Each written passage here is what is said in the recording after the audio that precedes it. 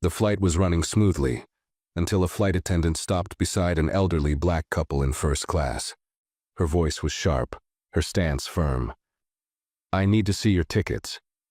Confused but calm, the husband handed them over. She barely glanced before shaking her head. "These seats are reserved for paying passengers." Passengers turned, whispering, sensing tension. The wife exhaled slowly, her voice steady. "We paid." But the flight attendant wasn't listening. With a smirk, she called security. What she didn't know? The couple owned the airline, and what happened next? No one on that plane was ready for it. Before we start the story, comment below where in the world you are watching from today. And if you like this story, don't forget to subscribe and turn on notifications so you never miss a new one. The cabin was calm as passengers settled into their seats. The soft hum of the engines filled the air, while flight attendants moved through the aisles, checking seatbelts and offering polite smiles. Among the travelers, an elderly black couple, Otis Bennett and his wife Evelyn Bennett, sat comfortably in the first-class section. Otis adjusted his reading glasses, glancing at the newspaper he had brought along, while Evelyn neatly folded a silk scarf into her lap. They had traveled thousands of times before, but even after all these years, they still enjoyed the quiet luxury of first class. Heather Connors, a flight attendant dressed in a crisp navy blue uniform, walked through the cabin with a confident stride. Her eyes swept over the passengers, her gaze stopping when she noticed the elderly couple. A slight frown crossed her face as she approached them. She leaned down slightly, her voice firm but forced into politeness. "Excuse me, but I need to check your tickets." Otis looked up, slightly surprised, but without hesitation. He reached into his pocket and handed over their first-class boarding passes. Evelyn watched Heather carefully, her expression unreadable. Heather scanned the tickets quickly, then let out a small breath. "These must be a mistake," Heather said, shaking her head. "First class is reserved for paying passengers." Otis raised an eyebrow but remained calm. "That is correct," he replied in a steady voice. "We paid for these seats." Heather barely concealed her disapproval. She glanced around, aware that other passengers were now listening.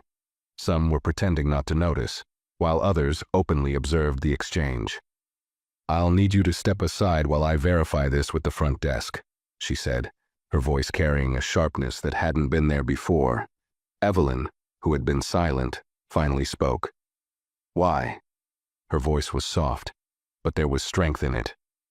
"You have our tickets right there. What exactly needs to be verified?" Heather's smile thinned.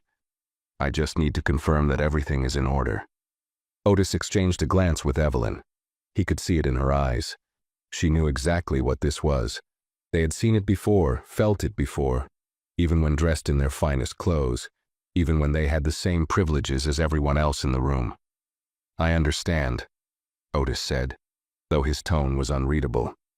He carefully folded his newspaper and placed it on the tray table in front of him. He wasn't going to argue. He wasn't going to plead. But he wasn't going to make this easy for her either. Heather stood there, waiting for them to gather their things, but neither of them moved. A flicker of frustration passed across her face. She straightened, adjusting her uniform, then turned on her heel and marched toward the front of the plane. The silence that followed was thick. A few rows away, a businessman, Raymond Wells, glanced at them, then quickly looked away. A woman, Isla Carter, sitting with her toddler, shifted uncomfortably in her seat. Nobody said anything. Nobody wanted to get involved. Evelyn let out a slow breath. "Here we go again," she murmured. Otis reached for her hand and gave it a gentle squeeze. "Let's see how far she takes it." At the front of the plane, Heather picked up the intercom phone and spoke in hushed tones with David Langley, another senior flight attendant. David listened, his brows furrowing as Heather explained the situation. "A couple in first class. I don't think they belong there," she whispered. David glanced toward the cabin, spotting Otis and Evelyn. He hesitated. Something about Heather's tone didn't sit right with him. "Did you check the passenger manifest?" Heather stiffened. I don't need to. I'm sure it's a mistake. David sighed, sensing trouble. Heather, you should always check first. But Heather wasn't listening. She turned her attention back to the intercom, signaling for assistance. A moment later, a uniformed security officer, Mark Grayson, entered the cabin. His presence alone was enough to send a ripple of discomfort through the first-class passengers. Otis and Evelyn didn't flinch. They remained seated, waiting, watching. It was only a matter of time before the truth would come out, but by then it would already be too late. Heather felt a surge of satisfaction as she stepped aside to let Security Officer Mark Grayson handle the situation. She folded her arms, watching as he approached Otis and Evelyn's seats. Mark, a tall man with a no-nonsense demeanor, cleared his throat before speaking. "Sir, ma'am, I'm going to have to ask you to come with me to clear up a seating issue." Otis adjusted his glasses, his expression calm. "A seating issue," he repeated. "Our tickets are right here." Mark hesitated for a brief moment before looking over at Heather. She nodded, silently encouraging him to push forward. "This is just protocol," Mark continued, though his voice lacked confidence now. "If you'll follow me, we can straighten this out at the front." Evelyn didn't move. She simply stared at Mark, her expression unreadable. "We are elderly," she said slowly. "You're asking us to stand up, gather our things, and walk all the way to the front of the plane because this woman," she flicked her eyes toward Heather, "refuses to believe we belong here?" Mark shifted uncomfortably. He had handled difficult passengers before, but this felt different. The couple was composed, dignified. They weren't causing trouble. They weren't arguing. And yet, the flight attendant was standing there, arms crossed as if she had already made up her mind about them. Heather let out an exaggerated sigh. "It's a simple request. If there's no mistake, they can come back to their seats after verification." Otis exhaled, his patience thinning. "If there's no mistake, we shouldn't have to move in the first place." Passengers nearby began whispering among themselves. A few side glances were exchanged, but no one spoke up. A younger woman, Isla Carter, held her toddler closer, shifting in her seat as if the tension in the air made her uncomfortable. Raymond Wells, the businessman, tapped his fingers against his armrest, looking straight ahead as though ignoring the problem would make it disappear. David Langley, the senior flight attendant, stood near the front of the cabin, watching. His gut told him something was off. He had worked with Heather before. She was efficient, but she had a habit of making assumptions. He had let things slide in the past, but this was turning into something much bigger. Otis slowly picked up his newspaper again. "We will not be moving," he said simply. Heather narrowed her eyes. "Then I'll have to insist." Evelyn folded her arms, her voice unwavering. "And I'll have to refuse." Mark inhaled, torn between his duty and the uneasy feeling crawling up his spine. "Sir, please." Otis turned his gaze to the security officer, his tone still calm but carrying undeniable authority. "Son, you might want to call your supervisor before you make a decision you regret." Mark blinked. His supervisor? Why would they need to involve? Heather scoffed, rolling her eyes. "This is getting ridiculous." But Mark hesitated. Something about Otis's words didn't sit right with him. He knew there was something he was missing. He took a step back, reaching for his radio. Heather's confidence faltered for the first time. "Why are you calling your supervisor?" she demanded. Mark didn't answer. Instead, he pressed the button on his radio. "This is Officer Grayson requesting clearance to remove 2 first-class passengers. Can I get verification on their status?" Static filled the line for a moment. Then a voice came through. "Stand by. We're checking the manifest now." Otis and Evelyn remained seated, their faces composed. Heather, on the other hand, suddenly felt a nervous flutter in her stomach. And then, after a few tense seconds, the voice returned. "Officer Grayson, do not remove those passengers. Repeat, do not remove those passengers under any circumstances. We're sending someone to handle this." Mark's head snapped up. "What?" Heather's arms dropped to her sides. "What do you mean, do not remove them?" Mark turned toward the couple, studying them now with fresh eyes. Otis held his gaze steadily while Evelyn simply smoothed her scarf, as if all of this was beneath her. Heather's face paled. Something was very, very wrong, and she had no idea what was about to happen next. Heather's stomach twisted as she watched Officer Grayson lower his radio, his expression shifting from firm to cautious. He glanced toward Otis and Evelyn again, as if seeing them in a new light. The message from the control desk had been clear. These two were not to be removed under any circumstances. But why? Heather forced a tight smile, trying to regain control of the situation. There must be some mistake. I asked you to remove them because they're sitting in the wrong seats. Otis let out a quiet chuckle, shaking his head. Young lady, the only mistake here is your assumption. Mark hesitated. He had been in security long enough to know when he was caught in something bigger than himself. He wasn't going to make a move until he understood exactly what was happening. He tapped his radio again. Control, what's the situation with these passengers? The response was almost immediate. Stand by, Officer Grayson. You have incoming personnel. Do not act until further instructions. Heather's throat tightened. Incoming personnel? What does that mean? Passengers around them were starting to pick up on the tension. The whispers grew louder. Isla Carter clutched her toddler a little closer, looking between the flight attendant and security with a worried expression. Raymond Wells, the businessman, pulled out his phone, subtly tilting it in a way that suggested he was recording. David Langley, the senior flight attendant, finally stepped forward. His voice was calm but firm. Heather, maybe we should take a step back and figure out what's going on before we escalate this any further. Heather shot him a sharp glare.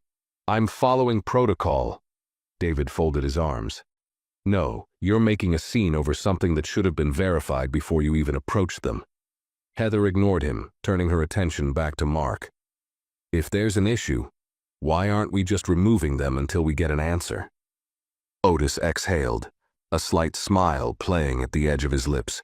You're determined, aren't you? Heather clenched her jaw. I'm doing my job. Evelyn tilted her head slightly. Are you? Before Heather could fire back a response, movement at the front of the plane caught everyone's attention. The curtain separating first class from the entrance swayed, and a man in a sharp navy blue suit stepped into the cabin. His presence alone demanded attention. Nathan Calloway, the airline's regional director, had just boarded the plane. Heather's breath hitched. David immediately straightened, recognizing his superior. Mark took a slight step back, waiting for instruction. The murmurs in the cabin grew as passengers sensed that whatever was happening was much bigger than they had originally thought. Nathan's eyes scanned the first-class section before landing on Otis and Evelyn. The moment he saw them, his expression shifted from composed to slightly tense. He moved toward them swiftly, stopping just beside Mark. Mr. Bennett, Mrs. Bennett. His voice was controlled but carried clear authority. Is there a problem here? Heather's breath caught. He knew them. Otis leaned back slightly, folding his hands over his lap. Well, Nathan, he said smoothly, you tell me. Your flight attendant here seems to believe my wife and I don't belong in our seats. Nathan inhaled sharply, his jaw tightening. He turned his head slowly toward Heather.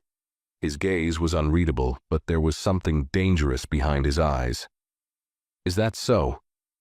Heather felt her stomach drop. The tension in the cabin was now thick enough to cut with a knife. Passengers were staring openly, waiting, watching. Nathan spoke again, his voice measured. I'd like to hear exactly what happened. From the beginning. Heather swallowed hard. For the first time, she had the unsettling feeling that she was no longer in control of this situation. And from the way Nathan was looking at her, she knew. She had just made the biggest mistake of her career. Heather felt a cold sweat creeping up her neck as Nathan Calloway's sharp gaze remained locked onto her. Her mouth felt dry, but she forced herself to speak. I was just ensuring that first-class seating was reserved for the proper passengers. Nathan's expression didn't change. And what made you think Mr. and Mrs. Bennett weren't proper passengers? Heather's throat tightened. The way he said it sent a clear message. She had already lost this argument. but she wasn't ready to back down completely. She glanced at Mark, hoping for some kind of support, but the security officer looked just as unsure as she was now. I requested to verify their seats because... She hesitated, trying to choose her words carefully. Because I've seen people try to sneak into first class before. I was just following protocol. Otis let out a low chuckle, shaking his head. Protocol, he repeated, like the word itself amused him. He turned his gaze to Nathan. Didn't realize we had such strict security measures for passengers who already presented their tickets. Nathan ignored the comment, keeping his attention on Heather. His voice was steady, but there was no mistaking the steel underneath it. Did you check the manifest before asking them to move? Heather stiffened. I didn't think it was necessary. David Langley sighed, pinching the bridge of his nose. That's exactly what I told you to do. Nathan exhaled slowly, nodding once. So, you didn't check the manifest. You didn't verify the ticket beyond a glance. You didn't contact the gate crew. You assumed they didn't belong here and called security instead. Heather's face burned. The way he was laying it out made it sound so wrong. But wasn't she just doing her job? Wasn't she keeping order? Evelyn finally spoke, her voice soft but cutting. Tell me something, Miss Connors. How many other first-class passengers did you ask for proof? Heather's eyes flickered around the cabin. She felt like she was shrinking under their stares. None. She hadn't asked a single other passenger. She opened her mouth, trying to come up with some kind of explanation, but Nathan spoke first. His voice carried quiet authority, the kind that made people listen. Miss Connors, let me make something very clear, he said. These two passengers, Mr. and Mrs. Bennett, are not just first-class passengers. They are not just paying customers. He let the words hang in the air for a second. The cabin was so silent that the sound of the plane's engines was the only thing filling the space. Nathan turned toward Otis and Evelyn, then took a slight step back, a show of respect. These two, he continued, own this airline. Gasps rippled through the cabin. Heather felt like the ground had been ripped from under her feet. She stared at them, her breath catching in her throat. That couldn't be true. Otis leaned back in his seat, crossing his legs. He didn't look smug. He didn't even look angry. He just looked disappointed. Evelyn adjusted her scarf, shaking her head slightly. Such a shame, she murmured. All these years in service, and you still don't know who signs your paycheck. Heather's vision blurred for a second. The weight of her mistake crushed down on her chest. Nathan's voice cut through her spiraling thoughts. Miss Connors, you are relieved of duty for the remainder of this flight. You will be met by a supervisor upon landing to discuss further disciplinary action. Heather's heart pounded in her chest. Wait, I was just trying to... Nathan held up a hand, silencing her. Enough. Mark Grayson took a step closer, as if preparing to escort her away. The entire first-class section was still watching, but now there was no sympathy in their gazes. Heather had been so certain of her authority just minutes ago. Now, she had none left. Her career was slipping through her fingers, and there was nothing she could do to stop it. Heather's pulse pounded in her ears as she stood frozen in place. The weight of every eye in the first-class cabin pressed down on her. Just moments ago, she had been the one in control, the one giving orders. Now she was the one being ordered around. Her mouth opened, but no words came out. She wanted to argue, to defend herself, to somehow undo the damage. But what could she say? That she hadn't meant to offend them? That she had been following some unspoken rule? No excuse would change the fact that she had humiliated the owners of the airline in front of an entire cabin full of witnesses. Nathan Calloway gave her a long, steady look before speaking again. Miss Connors, step aside. Now. Heather swallowed the lump in her throat and forced her feet to move. She stepped back, her body stiff, her hands clenched at her sides. Mark Grayson, the security officer, didn't even have to touch her. She already knew she had lost. Otis exhaled through his nose, shaking his head. Imagine that, he said quietly. kicked off our own flight. Evelyn adjusted her posture, smoothing the wrinkles from her dress. I wonder if she would have done the same if we looked a little different. Heather flinched at the words. Her skin prickled with the weight of what she had done. Had she really made her judgment based on that? Passengers were still whispering, some stealing quick glances in her direction before looking away, embarrassed. Isla Carter, the young mother, bounced her child on her lap and muttered something under her breath that sounded like, "Serves her right." Heather's gaze flicked toward Raymond Wells, the businessman who had been watching the whole time. He was now openly recording, his phone angled slightly as he captured every second of her downfall. She wanted to scream. She wanted to snatch his phone away and demand that he delete it. But she couldn't, because she had no power anymore. Nathan turned back to Otis and Evelyn. His voice softened slightly as he spoke to them. "Mr. Bennett, Mrs. Bennett, I sincerely apologize for this situation. This is not how we treat our most valued passengers." Evelyn gave a polite nod, though the sharpness in her eyes didn't fade. "Oh, I know, Nathan. But clearly, some of your staff don't." Nathan's jaw tightened. He knew she was right. He turned toward David Langley, the senior flight attendant. "Take over for Miss Connors. Make sure Mr. and Mrs. Bennett are as comfortable as possible for the rest of this flight." David gave a quick nod. "Of course, sir." Heather's heart sank further. That was supposed to be her job. Nathan stepped away, reaching for his phone. "I have to make a few calls. When we land, we'll be having a very serious discussion about Miss Connors' future with this airline." Heather felt the blood drain from her face. Her future? Evelyn picked up her silk scarf and wrapped it loosely around her shoulders, then turned her gaze back to Heather. "I do hope you learned something from this," she said, her voice calm but firm. "Because next time you might not be so lucky." Heather's breathing grew unsteady. Nathan gestured toward the galley.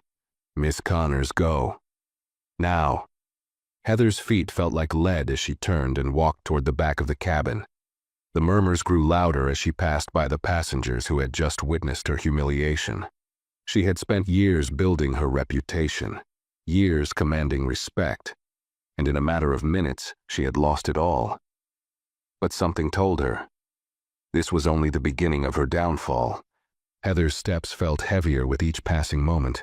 She kept her head down as she walked toward the galley, feeling the weight of the passengers' stares pressing into her back. She could hear the murmurs, the quiet whispers of judgment. A few seats down, Raymond Wells still had his phone angled, subtly recording everything. Isla Carter, the young mother, shook her head as if she had just witnessed something shameful. Heather clenched her jaw, swallowing the bitterness rising in her throat. She had never felt this exposed, this humiliated. As she reached the galley, she gripped the counter, her fingers trembling. The space felt smaller than before, as if the walls were closing in on her. David Langley stepped in behind her, his voice quiet but firm. "You really messed up, Heather." Heather snapped her head up, her voice sharper than she intended. "I was just doing my job." David exhaled, crossing his arms. "No, you were making assumptions, and now you're facing the consequences." Heather's eyes burned. "So that's it? I'm just supposed to take the blame and disappear?" David studied her for a long moment before shaking his head. "Heather, do you even hear yourself? You kicked the owners of this airline out of their seats. You didn't just mess up, you turned this flight into a spectacle." Heather's hands curled into fists at her sides. "I didn't know who they were." David arched an eyebrow. "And if they weren't the owners, would it have made a difference?" That question hit her harder than she expected. She opened her mouth to respond but found no words. Because deep down, she already knew the answer. David didn't push further. He simply shook his head. "You should start thinking about what you're going to say when we land. Because I guarantee you, Nathan Calloway isn't the only one waiting for you." Heather pressed her back against the counter, her breath shaky. She wanted to believe this would blow over, that a simple apology would fix things, but the sinking feeling in her stomach told her otherwise. Meanwhile, back in the first-class cabin, Otis adjusted his reading glasses and casually reopened his newspaper, as if nothing had happened. Evelyn, on the other hand, leaned back in her seat, her fingers tapping lightly against the armrest. David returned to their seats, his posture more respectful than before. "Is there anything I can get for you, Mr. and Mrs. Bennet?" Evelyn lifted a brow. "Now you ask?" David hesitated, then nodded. "I suppose I deserve that." Otis waved a hand dismissively. "We'll be fine. Just make sure the rest of your staff is aware that we don't plan on being interrupted again." David gave a quick nod before stepping away. The tension in the cabin hadn't fully faded. Passengers were still glancing at the Bennets, some embarrassed, some clearly impressed by the quiet power they had just witnessed. Heather might have been the one who made the mistake, but she wasn't the only one left uncomfortable by the way things had played out. Otis turned to his wife with a small smirk. "You think they'll remember us next time?" Evelyn chuckled softly, picking up her tea. "Oh, I think they'll never forget." As the plane cruised through the sky, Heather remained in the galley, gripping the counter as she stared blankly at the wall. She wasn't sure what awaited her when they landed, but she had a terrible feeling. She wasn't going to like it. The flight continued smoothly, but for Heather, the hours felt like an eternity. She remained in the galley, away from the first-class cabin, her mind racing. Her uniform suddenly felt too tight, her throat dry. She had faced difficult passengers before, had handled complaints and uncomfortable situations, but nothing had ever spiraled out of control like this. The reality of what had just happened settled over her like a suffocating weight. She had humiliated the owners of the airline. She could still hear Evelyn's voice in her head, sharp and unshaken. "All these years in service and you still don't know who signs your paycheck." Heather clenched her fists, trying to shake off the memory. Maybe when they landed, she could talk to Nathan Calloway privately, explain herself. Maybe she could convince him that this was a misunderstanding. But deep down, she knew. There was no fixing this. A soft shuffle of footsteps broke her thoughts. David Langley stepped into the galley, his expression unreadable. He studied her for a moment before finally speaking. "You should prepare yourself." Heather's stomach tightened. "For what?" David sighed, leaning against the counter. "I just got off the phone with ground operations. The executive board already knows what happened." Mr. Bennet made a call mid-flight. Heather's breath caught in her throat. He called the board?" David nodded. "And from what I heard, they're not happy." Heather's fingers dug into the counter. This wasn't just about an incident report or a slap on the wrist. This was career-ending. She forced herself to stay composed. "I'll explain myself. I'll tell them I was just enforcing policy." David scoffed. "Policy?" He shook his head. "Heather, you didn't enforce policy. You made a judgment call, a bad one." Heather's jaw tightened. "So, that's it? I lose everything over one mistake?" David gave her a pointed look. "One mistake?" "No, Heather. This wasn't a mistake. This was a choice." Heather's chest tightened. David didn't wait for her response. He straightened his uniform and turned to leave. "We land in 40 minutes. I'd think about what you're going to say when you step off this plane." Heather remained frozen in place, her mind spinning. 40 minutes. That was all the time she had left before her fate was decided. Back in first class, Otis casually flipped through the pages of his newspaper, while Evelyn took a sip of her tea. Neither of them looked rattled. They had dealt with situations like this before. The only difference: this time there would be consequences. Passengers around them still stole occasional glances, some clearly uncomfortable with how quickly things had changed. Raymond Wells, the businessman, was still scrolling through his phone, likely checking to see if his recording had captured every detail of the incident. Isla Carter, the young mother, had stopped whispering and was now watching Evelyn with something close to admiration. David returned to their row, clearing his throat. "Mr. and Mrs. Bennet, just letting you know that everything is being handled. I'm very sorry this happened." Otis gave a small nod, not bothering to look up. "Good. Let's make sure it doesn't happen again." Evelyn set her cup down, glancing toward the front of the cabin. And what about her? David hesitated. Miss Connors will be dealt with after landing. Evelyn hummed in acknowledgement, tapping her nails lightly against the tray table. I wonder, she mused, if she realizes just how much she's lost. David didn't answer, because they both knew the truth. Heather Connors had no idea how bad this was going to get. The cabin remained eerily quiet as the plane began its descent. The usual excitement that came with landing was missing. No cheerful chatter, no casual stretching of limbs. Instead, there was an undeniable tension, one that even those who had tried to ignore the earlier confrontation couldn't escape. Heather sat alone in the galley, gripping the edge of the counter. The minutes felt like a countdown to disaster. She had spent years enforcing rules, maintaining order, and ensuring passengers respected airline policies. But now she was the one being disciplined. A soft knock against the galley wall made her snap out of her spiraling thoughts. Mark Grayson, the security officer, stood there, his face unreadable. "They're sending someone to meet you when we land," he said simply. Heather inhaled sharply. "Who?" Mark sighed. "An executive from the board, and Mr. Bennett." Heather's stomach lurched. Otis Bennett wasn't just lodging a complaint. He was personally going to be there when she stepped off the plane. Her hands began to tremble. I didn't think it would go this far." Mark folded his arms, studying her for a moment. "You really didn't, did you?" Heather's head shot up, her temper flaring. "I was doing my job," Mark scoffed, shaking his head. "No, you were making assumptions." He leaned in slightly, his voice lower. "You saw them sitting in first class and thought they didn't belong.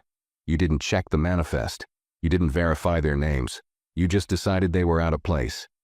Heather's mouth opened, but she had no defense. Because he was right. Mark took a step back.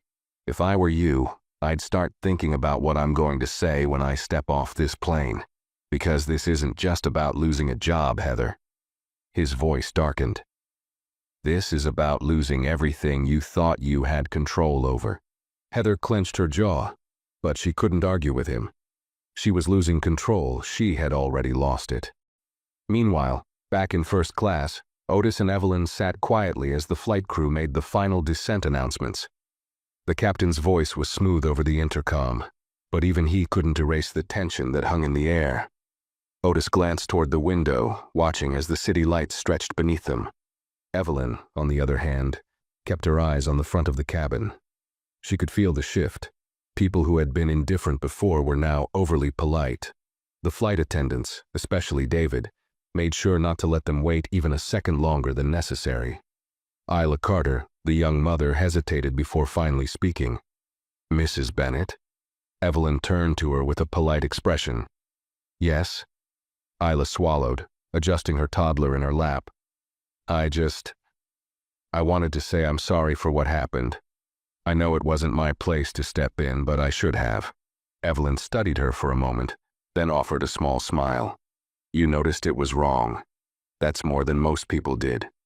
Isla let out a breath she hadn't realized she was holding. Otis glanced at her, his tone gentle. "Next time you see something like this, don't wait for someone else to speak up. Do it yourself." Isla nodded, as if those words carried more weight than she had expected. The plane gave a slight jolt as the wheels touched the runway. Passengers straightened in their seats, some out of habit, others because they were waiting. They were waiting to see what would happen next. Heather, still in the galley, gripped the counter so tightly her knuckles turned white. Her heart pounded as she heard the captain's final announcement. "Ladies and gentlemen, welcome to our destination. Please remain seated as we taxi to the gate. On behalf of our crew, we'd like to thank you for flying with us today." Heather exhaled shakily. She had never dreaded landing before, but this time, she wasn't sure if she'd ever step on a plane again. The plane slowly taxied to the gate, but for Heather, every second felt stretched into eternity. The once familiar sounds of the landing process, the hum of the engines winding down, the clicking of seatbelts being unfastened, the rustling of passengers gathering their belongings, felt distant, Her focus remained locked on what awaited her outside this aircraft. In the first-class cabin, Otis placed his reading glasses into his coat pocket and adjusted his watch, completely at ease. Evelyn straightened her scarf, glancing toward the front of the plane where the cabin door would soon open. Neither of them spoke, but their quiet presence alone sent a message. This wasn't over. Heather could hear David speaking with passengers, maintaining professionalism despite the tension lingering in the air. She envied his composure. She didn't have any left. A sharp ding signaled that the doors were being unlocked. The jet bridge connected. Heather's breath hitched. Then a new voice filled the cabin. Not from the intercom, not from the flight crew. Nathan Calloway. "Ladies and gentlemen, I ask that you remain seated for just a few moments while we address a situation before disembarkation." Passengers exchanged glances. Some whispered. Others, including Raymond Wells, kept their phones ready. Heather's stomach twisted. Footsteps echoed from the entrance of the plane, slow and deliberate. She knew who they belonged to before she even looked. Otis Bennett was standing at the front of the cabin. His presence alone silenced the murmurs. He didn't raise his voice. He didn't need to. The authority in his posture, the weight of his name was more than enough. Evelyn stood beside him, poised, her expression unreadable. Heather shrank back into the galley. She wasn't ready for this. Nathan stepped forward, clearing his throat. His voice was professional, but his words were final. "Heather Connors, please step forward." Heather's entire body locked up. She couldn't move. David, who had been standing nearby, gave her a quiet look. He didn't need to say anything. She had no choice.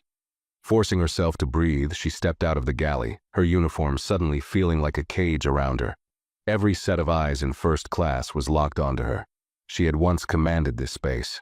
Now she barely felt like she belonged in it. Nathan nodded once toward her, then turned to the Bennetts. "Mr. Bennett, Mrs. Bennett, if you have anything to say before we proceed, you have the floor." Evelyn adjusted her scarf with a slow, deliberate movement, then looked Heather in the eye. "I'd like to hear it from her first," she said smoothly. Heather's throat went dry. "Hear what?" Otis let out a small, knowing chuckle. "You know exactly what." Heather's heart pounded so loudly she could barely think. She had to say it. But how could she? How could she undo everything with just words? And even worse, would they even matter now? Heather's chest tightened as every eye in the first-class cabin bore down on her. The moment stretched unbearably, thick with expectation. She felt suffocated under the weight of her own choices, of her own assumptions. She had spent years commanding respect inside the aircraft, believing she knew how to handle any situation. But now, she was standing in front of the owners of the airline, waiting for judgment. Her mouth felt dry as she forced herself to speak. I'm sorry," she stammered. Evelyn raised an eyebrow, unimpressed. "For what?" Heather's breath hitched. She had hoped those two words would be enough. But the cold sharpness in Evelyn's gaze told her otherwise. She had to own it. Heather swallowed hard, her voice shaking slightly. "I assumed you didn't belong in first class." She hesitated, feeling the words burn in her throat. "I didn't check the manifest. I didn't verify anything, I assumed." A murmur rippled through the cabin. Passengers who had been silent earlier now shifted, their discomfort evident. Some had thought the same thing Heather had. But now, with the truth laid bare, no one wanted to admit it. Otis exhaled, tilting his head slightly as if studying her. "And why do you think you assumed that?" Heather's fingers twitched at her sides. She knew why. But saying it out loud? That was something else entirely. Nathan Calloway, who had remained quiet until now, cleared his throat. "Miss Connors, if you can't answer that question, I think we already know what the answer is." Heather's face burned. Evelyn tapped a manicured nail against her armrest, waiting. "Well," Heather's pulse pounded in her ears. She wanted to say something, anything, that would justify her actions. But there was no justification. Slowly, she exhaled. "Because when I looked at you," she admitted, her voice barely above a whisper, I didn't expect to see you in first class." The words landed like a hammer in the silent cabin. A slow, knowing nod from Otis. "Now that," he said, "is the first honest thing you've said all day." Heather felt her hands trembling. She had never felt small before. Not in this uniform, not in this role. But now, under the unflinching stare of the very people she had judged, she had never felt smaller. Evelyn's lips pressed together as she considered Heather's words. Then, she shook her head. "It's not enough." Heather's stomach twisted. I don't understand." Evelyn sighed, looking her dead in the eye. "An apology doesn't undo the fact that you humiliated us in front of an entire cabin full of passengers. It doesn't undo the fact that you were so sure of yourself. You called security before even bothering to check the facts." She leaned forward slightly, her voice calm but carrying weight. "So, tell me, Miss Connors, if we weren't the owners of this airline, would you even be apologizing right now?" Heather felt the air leave her lungs. She wanted to say yes. She needed to say yes, but she couldn't, because the answer was no. Evelyn didn't need to hear her say it. She already knew. Otis shifted slightly, glancing toward Nathan. "I think we've heard enough." Heather's head snapped up. "Wait." Nathan gave her a measured look. "Miss Connors, you're officially relieved of duty effective immediately. You will be escorted off the plane, and you will not be permitted to board another flight until further notice from the executive board." Heather felt the blood drain from her face. "You're suspending me." Nathan's voice didn't waver. "Indefinitely." A few gasps broke the silence from passengers who had been pretending not to listen. Heather's body went rigid. But this was a misunderstanding. A mistake. Otis let out a short, humorless laugh. "No, Miss Connors. It was a choice." Heather stood there, her entire career crumbling around her. This couldn't be happening, but it was. And from the look on Evelyn's face, she had a feeling this was only the beginning of her consequences. Heather's entire body felt numb as Nathan Calloway's words echoed in her ears. Indefinitely suspended. It didn't seem real. Her legs felt weak, her throat dry, but no one was coming to her defense. No one was telling her this was unfair, because it wasn't. Passengers were still staring, some with hidden satisfaction, others with awkward glances, as if they were witnessing something they weren't supposed to see. Heather's gaze darted to David Langley, her last hope for support. But when their eyes met, all she saw was quiet resignation. He wasn't going to save her. Mark Grayson, the security officer, stepped forward, shifting slightly as he prepared to escort her off the plane. "Miss Connors," he said, his voice neutral but firm. "Let's go." Heather's stomach churned. She wanted to argue, to fight, to fix this, but there was no way out. She turned toward Otis and Evelyn, her lips parting slightly as if she wanted to say something, anything to change the outcome. But she saw no sympathy in their eyes. Not cruelty, not gloating, just the cold weight of reality. They weren't doing this to her. She had done it to herself. With a final exhale, Heather lifted her chin, forcing her posture into something that resembled dignity.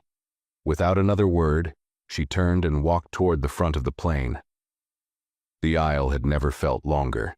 She passed by Raymond Wells, who was no longer hiding the fact that he was recording. She had a sinking feeling that by the time she stepped off this aircraft, her humiliation would already be circulating online. Isla Carter, the young mother, watched her go with an unreadable expression. Heather wasn't sure if it was pity or judgment. Maybe both. She reached the exit door where Nathan Calloway stood waiting.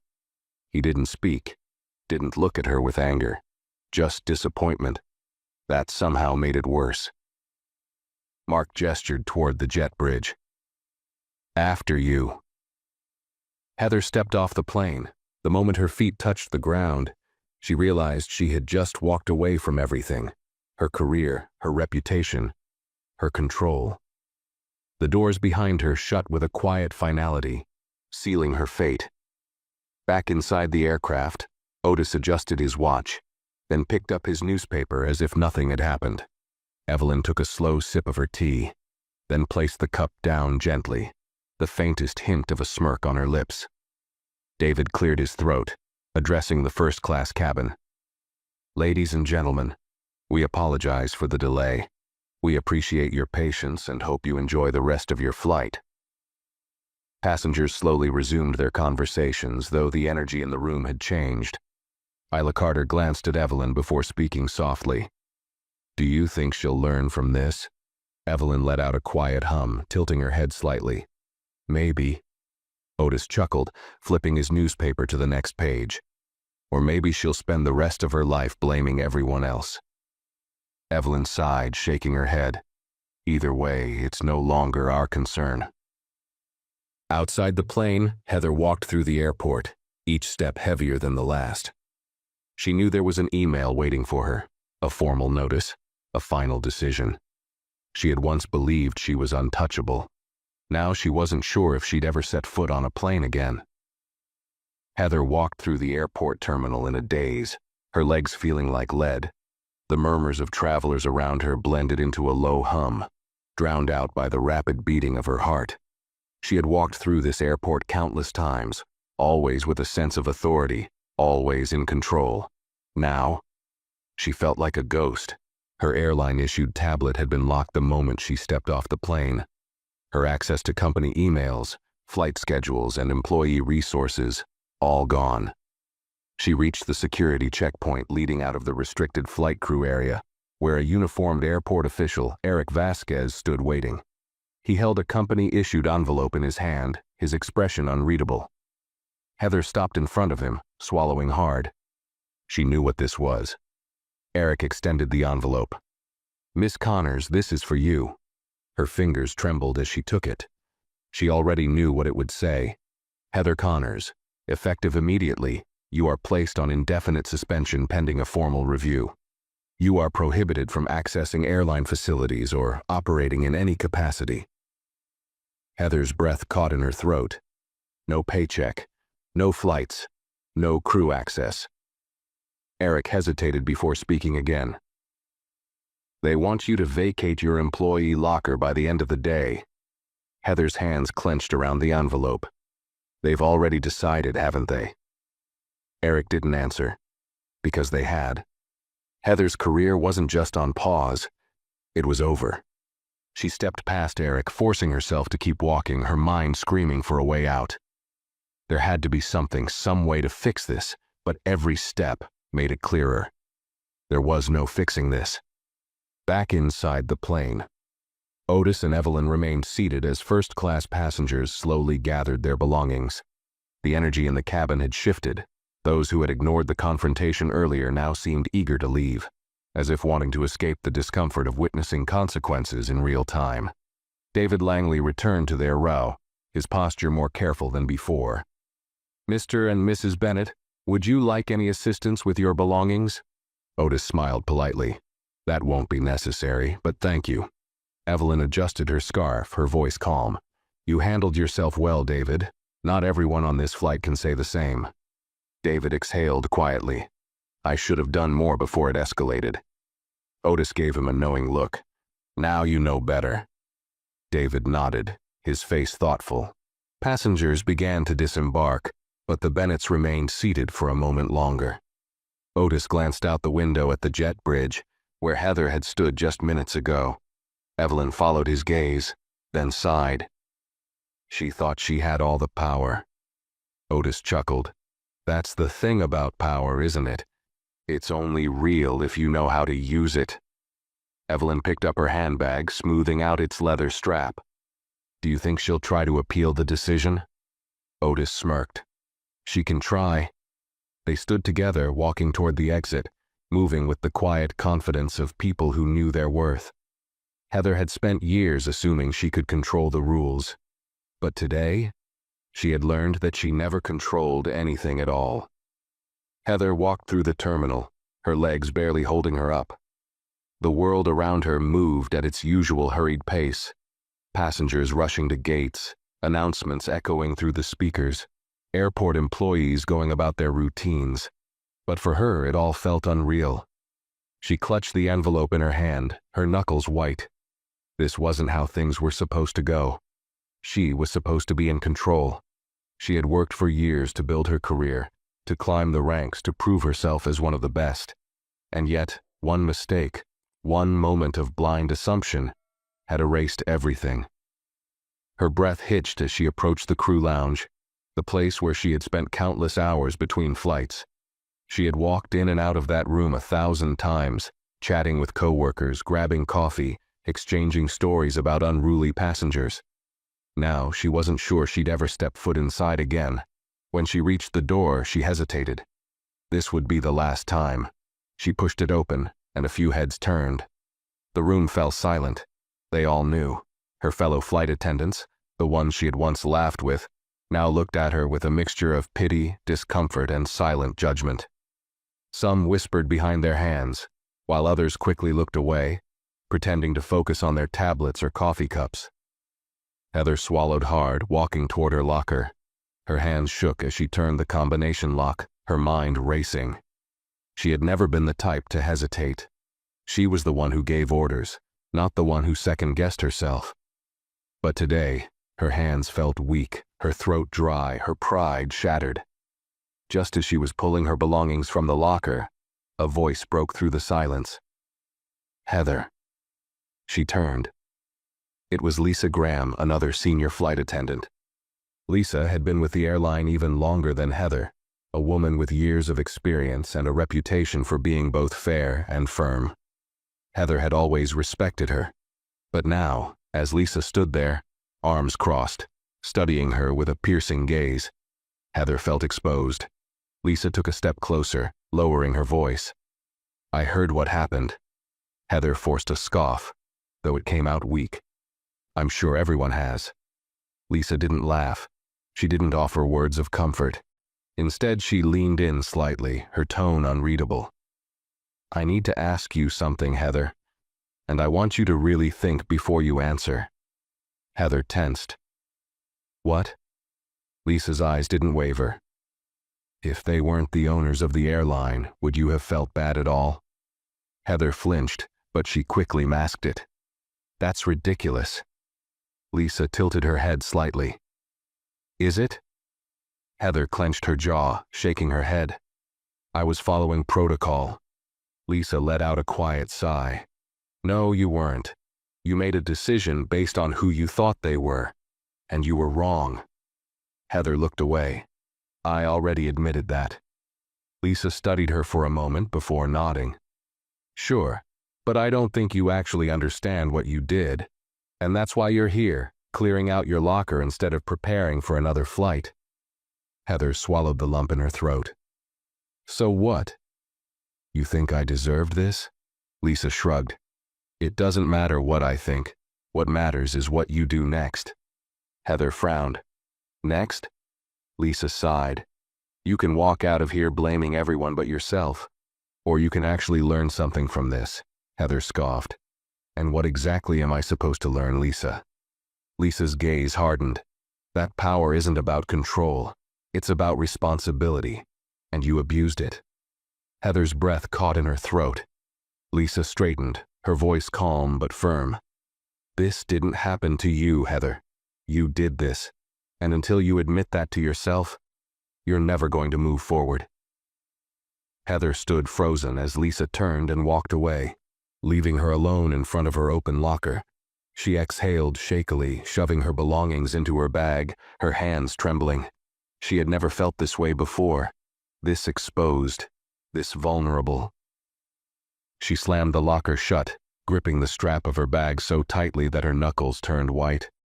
She had spent years believing that she had control over everything in her domain. Now she wasn't even sure who she was anymore. Meanwhile, back in the VIP lounge, Otis and Evelyn sat comfortably in the airline's private lounge, away from the chaos of the main terminal.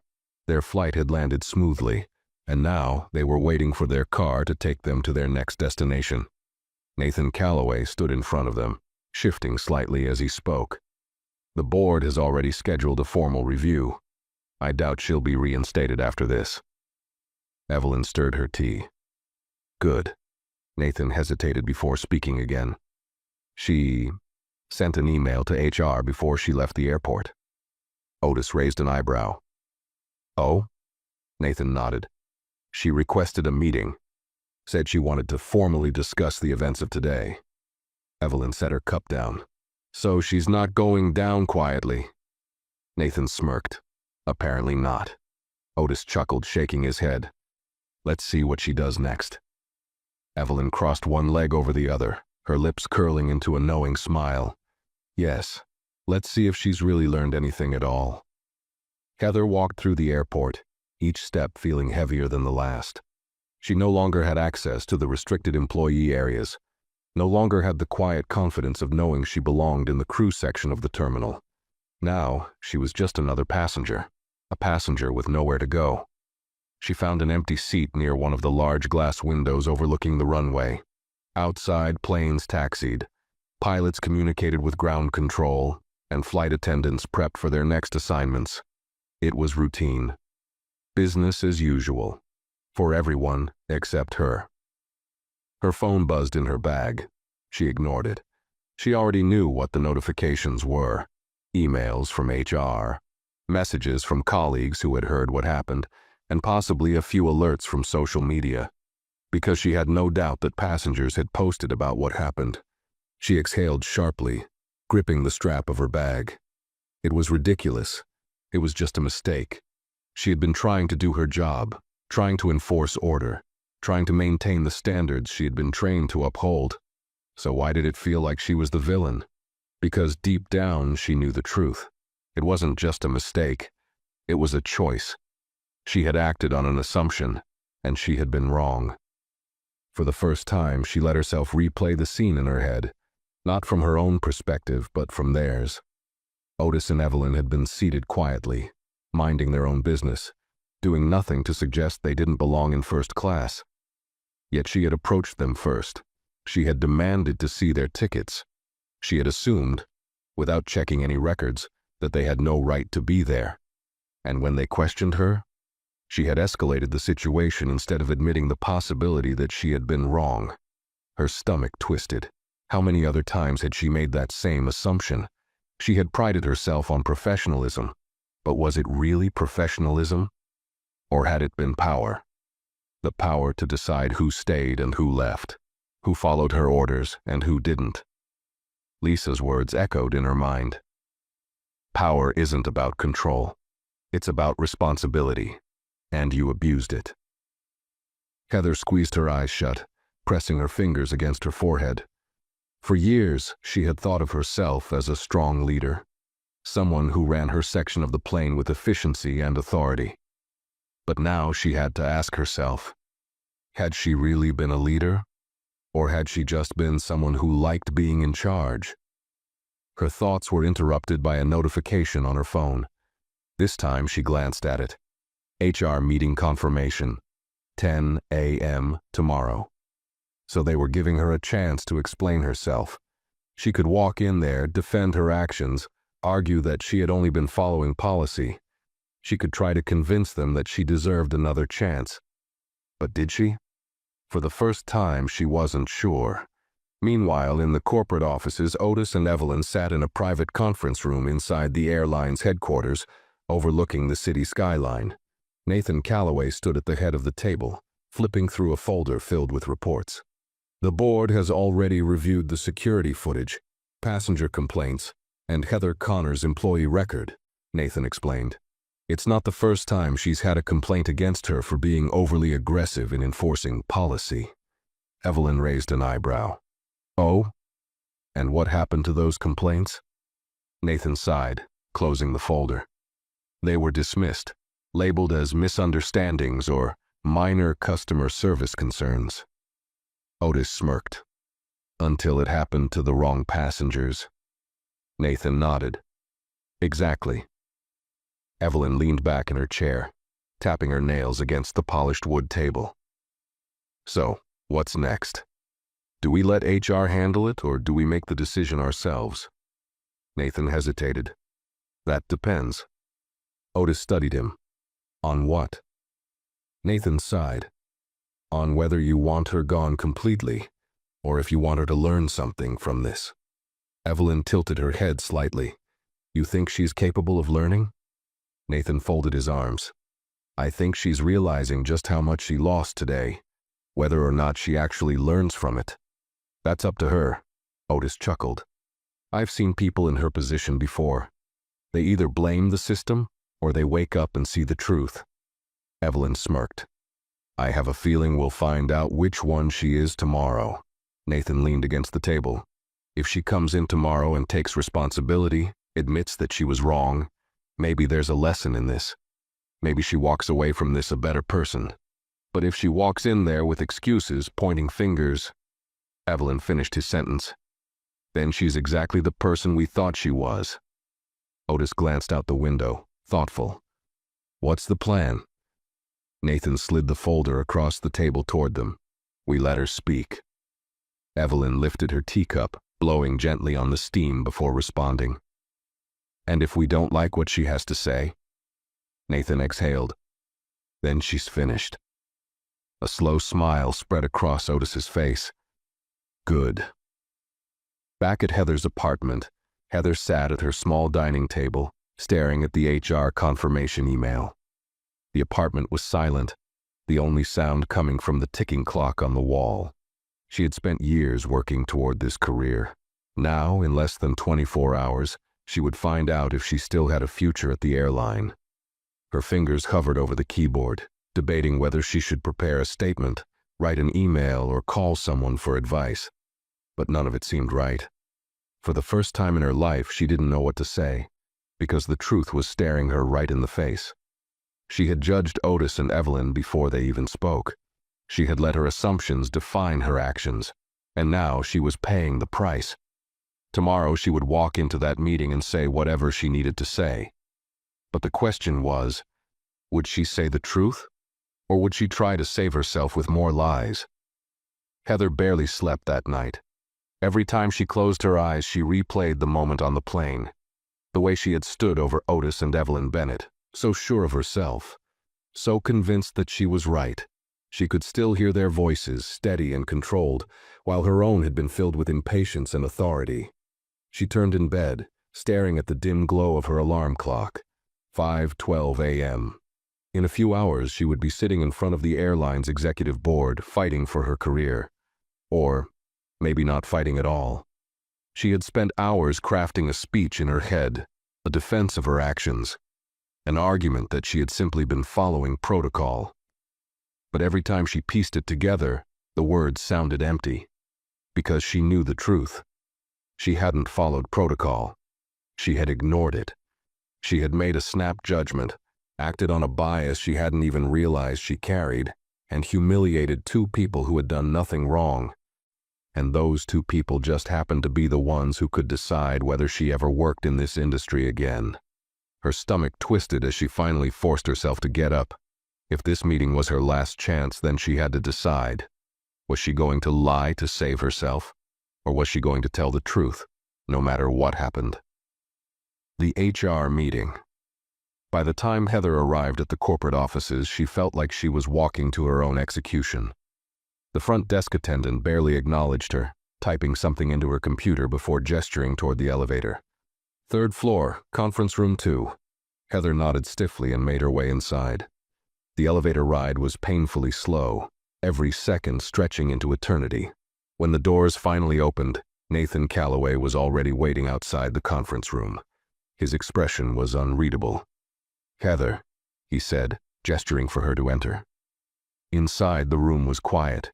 Otis and Evelyn Bennett sat at the long glass table, their posture as composed as ever. Beside them, 2 other board members watched with neutral expressions. A seat sat empty at the other end of the table, waiting for her. Heather swallowed hard and took her place. Nathan sat down last, folding his hands in front of him. "Miss Connors, we're giving you an opportunity to explain yourself before we make our final decision. You know the details of what happened on that flight, so I won't repeat them. The question now is simple. Why did you do what you did?" Heather felt the eyes of everyone in the room pressing into her. She had spent the entire night thinking about this moment, thinking about the right answer to save her career. But now, sitting in front of Otis and Evelyn Bennett, She knew there was only one answer. The truth. She took a shaky breath. I assumed you didn't belong in first class. The room remained silent, waiting. Heather forced herself to continue. I didn't check the manifest. I didn't verify your seats. I made a decision based on what I saw, and I was wrong. Otis tilted his head slightly. Go on. Heather exhaled. I called security because I was convinced I was right. I escalated the situation instead of fixing it. I was so sure of my own authority that I didn't stop to consider that I might be the problem. She hesitated before adding, and if you weren't the owners of the airline, I don't think I ever would have realized how wrong I was. Evelyn's lips twitched slightly, though her expression remained composed. Honest. Finally. Heather felt a lump rise in her throat. I can't undo what I did, and I won't make excuses for it. I was wrong. Nathan exchanged a look with the board members before turning back to Otis and Evelyn. Mr. Bennett, Mrs. Bennett, you asked to be here for this. What's your recommendation? Otis leaned forward, his fingers intertwined. Heather, let me ask you something. If you were given another chance, would you actually change? Heather swallowed. Yes. Otis raised an eyebrow. How can we believe that? Heather met his gaze, her voice steady for the first time since she walked in. Because I'm not the same person who stepped onto that plane 2 days ago. I used to think power meant control, meant proving that I was in charge. But I was wrong. Power means responsibility, and I failed at that responsibility. Evelyn tapped a manicured nail against the table. And if we decide that you shouldn't work for this airline anymore? Heather inhaled sharply. Then I'll accept that, but I won't forget what I've learned. A heavy silence filled the room. Nathan looked at Otis and Evelyn. Final decision? Otis exhaled slowly, then nodded. She's not flying anytime soon. She needs time to reflect on this. But I'm not interested in ruining her life. Evelyn studied Heather for a long moment before speaking. Suspension. 6 months. Mandatory bias training. And if we hear about anything like this again, she's done. No second review. Heather's breath hitched. 6 months. It wasn't career-ending. It was a chance. A real one. Nathan nodded. Understood. He turned back to Heather.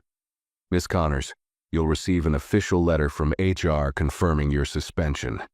You won't be allowed on any flights in any capacity for the next 6 months. After that, you'll be reevaluated. Heather blinked rapidly, trying to process everything. Thank you.